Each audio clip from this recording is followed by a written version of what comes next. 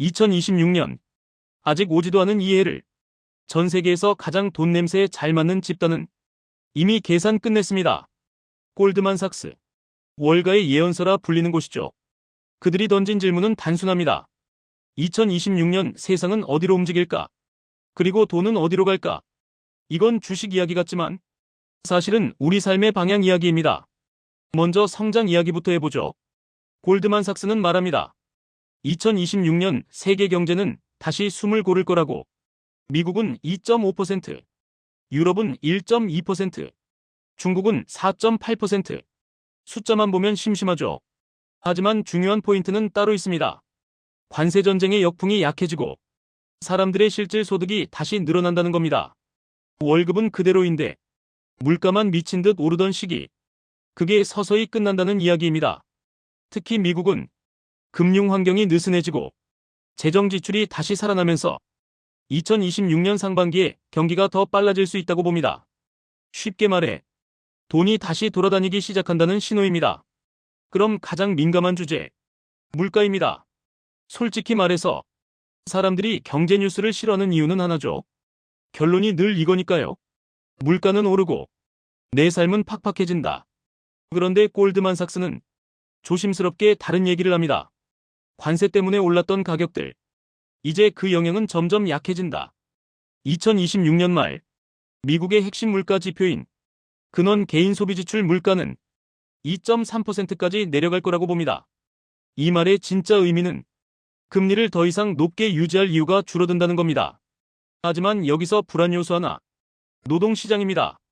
요즘 뉴스 보면 해고, 구조조정, 감원 이런 단어가 자주 보이죠. 골드만삭스도 이걸 리스크로 봅니다. 만약 고용이 급격히 나빠지면 시나리오는 흔들릴 수 있습니다. 다만 2026년 상반기에 경기가 다시 빨라진다면 이 리스크는 완화될 수 있다고 봅니다. 정리하면 이렇습니다. 불안은 있지만 붕괴를 말할 단계는 아니다. 그럼 중앙은행은 어떻게 움직일까요? 미국 연준 2026년에 추가 금리 인하. 이게 기본 시나리오입니다. 포인트는 인플레이션이 아니라 노동시장이 기준이 된다는 겁니다. 유럽은 금리 동결, 일본은 반대로 금리 인상. 세계가 완전히 같은 방향으로 움직이지 않는 멀티스피드 시대가 온다는 뜻입니다. 이제 본격적으로 사람들이 가장 궁금해하는 질문. 그래서 주식은 어떻다는 거야? 골드만삭스의 대답은 의외로 솔직합니다. 2026년은 늦은 경기 확장 국면, 밸류에이션은 이미 높고 리스크도 늘어나 있습니다. 하지만 동시에 이익 성장과 경기 가속이라는 기회도 함께 온다. 결론은 이겁니다. 선진국 주식 시장은 한 자릿수 중후반대 수익률, 폭등은 아니지만 완전히 나쁜 시장도 아니다. 그런데 진짜 흥미로운 부분은 신흥국입니다.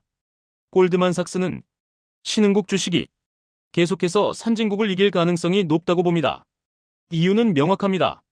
원자재 사이클, 이익 성장, AI 확산, 규제 완화, 그리고 환율 순풍. 이 5가지가 동시에 작동하는 구간이라는 거죠. 이건 단순히 중국이나 인도 이야기만이 아닙니다. 자본의 흐름이 조금씩 미국 중심에서 벗어날 가능성을 말합니다. 금리와 채권은 어떨까요? 단기 금리는 미국 연준의 변화에 따라 더 빠르게 내려갈 수 있습니다. 하지만 장기 금리는 다릅니다. 전 세계 정부들이 적자 재정을 유지하려면 높은 장기 금리를 감내해야 합니다. 이 말은 국채가 예전처럼 완전한 피난처가 아닐 수 있다는 뜻입니다. 기업 신용시장은 겉보기엔 안정적입니다. 기업들 재무 상태는 아직 탄탄하고 위험은 국지적입니다. 하지만 레버리지가 다시 쌓이고 있습니다. 그래서 전체 시장이 아니라 개별 기업을 더 냉정하게 봐야 하는 시기입니다. 환율 이야기로 가보죠. 달러. 여전히 비쌉니다. 그리고 미국만 잘 나가는 시대는 조금씩 힘이 빠질 가능성이 있습니다. 그래서 골드만삭스는 달러가 추가로 약해질 가능성이 있다고 봅니다. 다만 2025년처럼 급격한 조정은 아니고 천천히 스며드는 약세. 이건 글로벌 자산 분산의 중요한 힌트입니다. 마지막으로 원자재. 유가는 공급 과잉 때문에 하락 가능성이 큽니다. 반면 금은 다릅니다. 재정 적자, 지정학적 불안, 달러 약세. 이 조합은 금으로 돈이 몰리기 딱 좋은 환경입니다.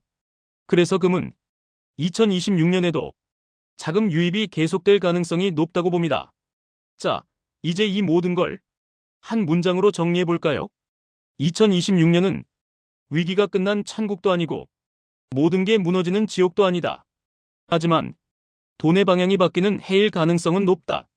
어디에 있느냐보다 어디로 이동하느냐가 중요한 시기. 이걸 이해하는 사람과 뉴스를 그냥 흘려보내는 사람의 격차는 여기서부터 벌어집니다. 이 내용이 도움이 되셨다면 좋아요와 구독 한 번씩 눌러주세요.